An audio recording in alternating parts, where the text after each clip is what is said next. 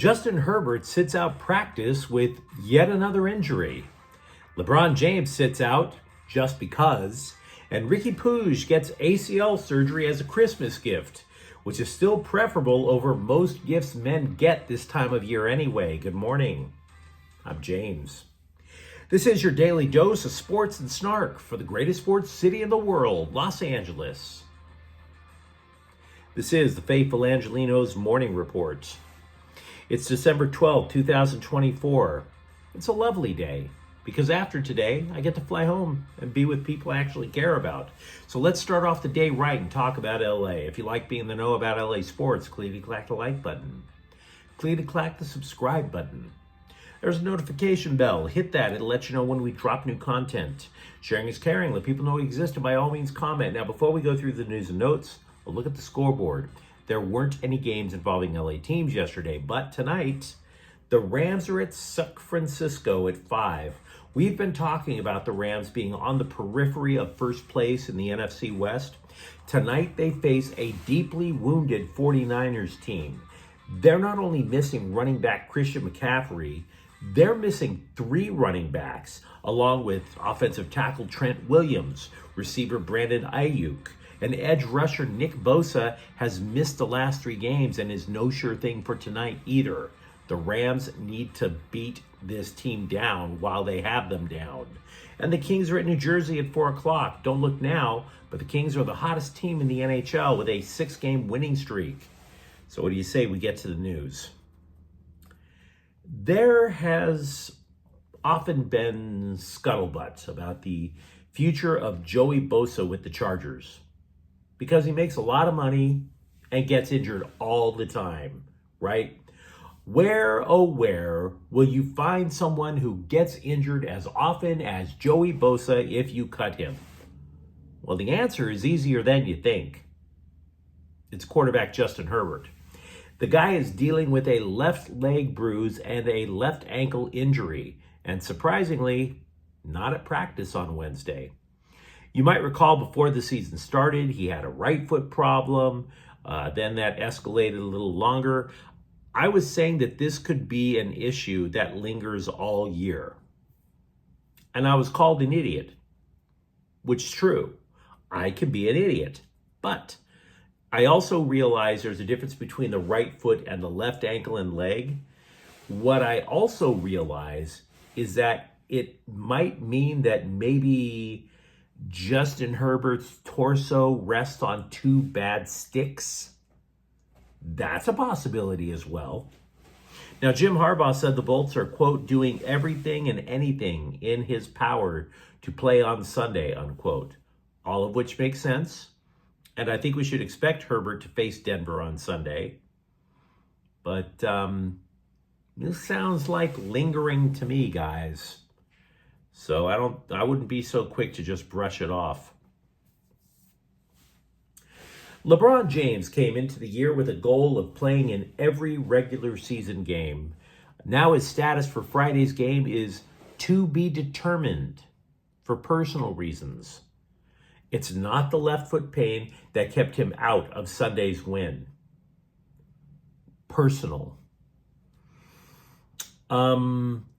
That's not going to ramp the rumor mill up to 11. I can't wait. I don't know about you.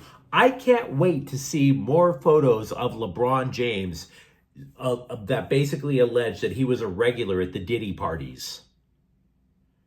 That doesn't make those photos that people have already posted of LeBron allegedly being at these Diddy parties. No. They don't make me want to puke in a bucket or anything, right? And to be honest, for all I know, those photos are deep fakes. Okay? They may be. And honestly, I hope they are. Because the only person I've ever wanted to see in a French maid outfit is my wife, not the NBA's all-time leading scorer. Thank you very much. I get it. Do what you want in your private life. We all mostly agree with that. Some things should not include selfies. Don't want to see LeBron in a French maid outfit. Don't want to see Kareem Abdul-Jabbar in a purple teddy. Not my thing. Just saying.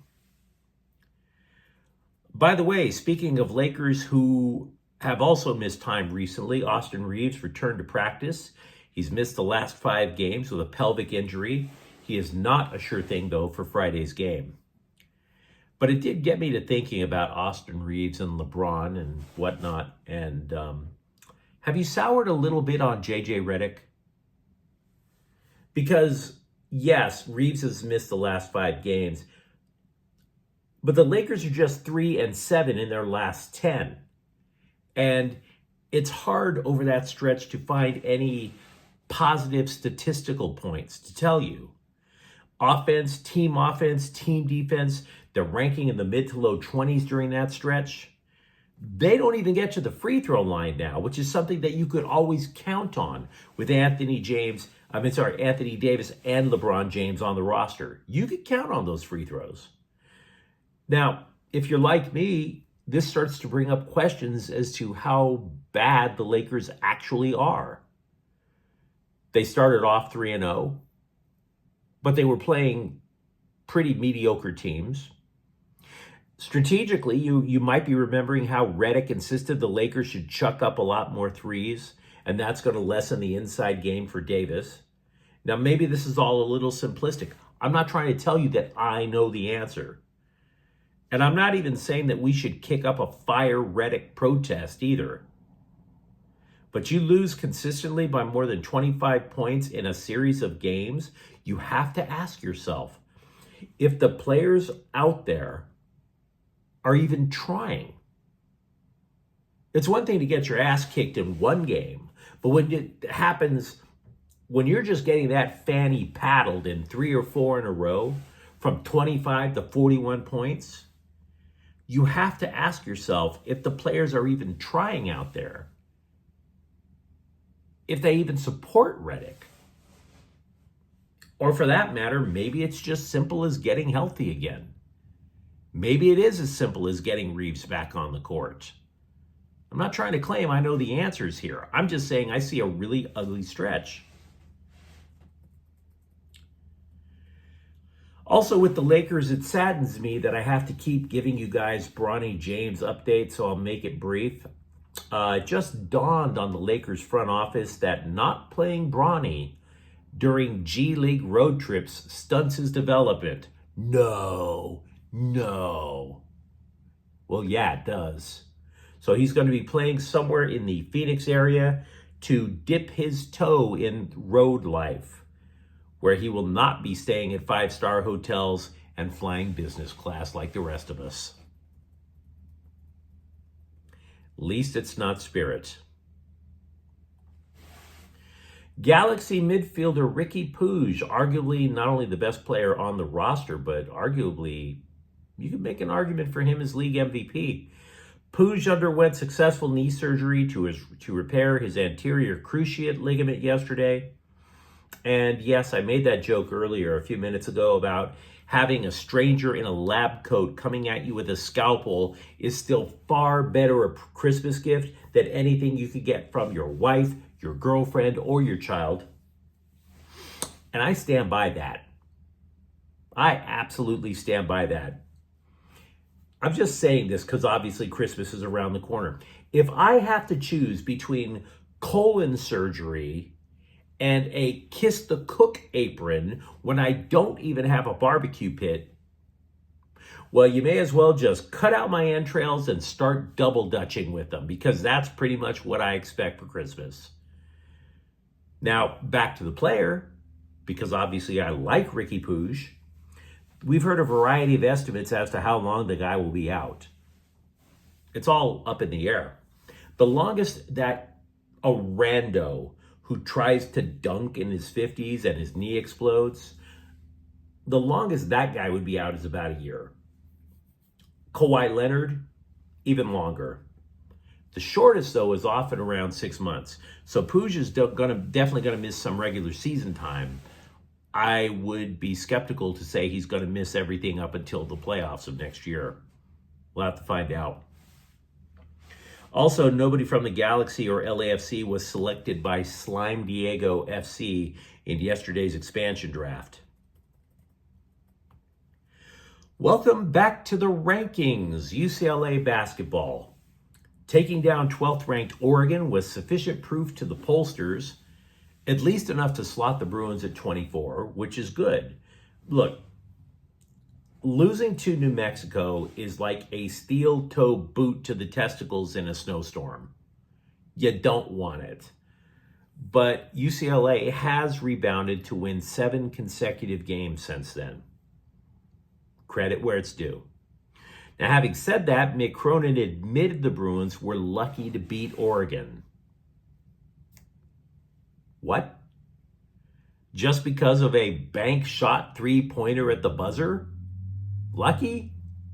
Really? You want to attribute that to luck? I mean, who among us hasn't spent hours in the park during our childhood counting down that fictional game clock and then counting bank and sinking the shot? Luck? Nah. I am still not sold on Rob Blake serving as Kings general manager after the season, but we always try to be fair on this show, talking about the moves that work out as well as the moves where Rob Blake looked like he stepped in a pile of dog turd. And yes, I know that's gross, but that's exactly what the Pierre-Luc Dubois deal was. Anyway, Warren Fogle has been tremendous for the Kings. I think Joel Edmondson has helped out in the absence of Drew Doughty, also providing a lot of stability and mentorship for rookie Brant Clark. In goal, Darcy Kemper isn't really a workhorse because he's been injured a couple of times.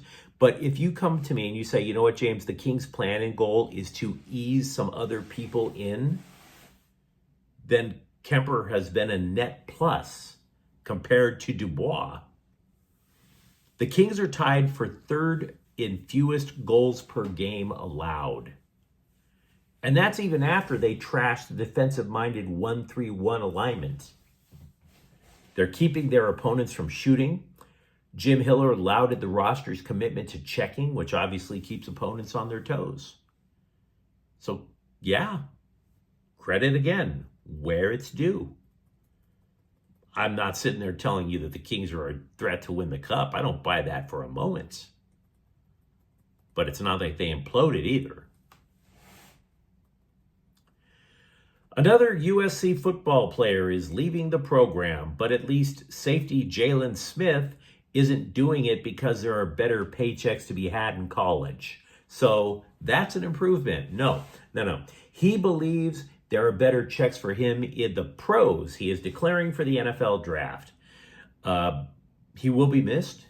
Smith was named MVP of last year's Holiday Bowl. But moreover, he might attract a lot of coaches and scouts' eyes because he is extremely versatile. The dude's played corner, nickel, and both strong and free safeties. You want that kind of versatility on a football roster. I have a quick opinion on the Dodgers. The winter meetings over in Dallas are closing up soon. As longtime viewers know, I keep tabs on all the crazy scuttlebutt with an idiot scribe rumor board at home. All of those goofy, the Dodgers are totally going after this guy, those clickbait trash stories that you see. I have to keep track of that. So, when I get off the plane tomorrow, there's going to be a lot of slashing on that board. No Juan Soto, no Max Fried, no Garrett Crochet. Now, you might look at all those slashes on the board in a couple of days and think, oh, damn, the Dodgers must have had a lousy offseason. To which I would reply, who's the favorite if the season started tomorrow? You know damn well it's the Dodgers. So who are we kidding? Kobe Brown is shooting at Lakers practice. He is apparently about a week away from having his injured back reevaluated. So it's going to be a race to Intuit Arena. Backup power forward Kobe Brown or franchise cornerstone Kawhi Leonard. Place your bets, place your bets. But you let me know what you think in the comments thread.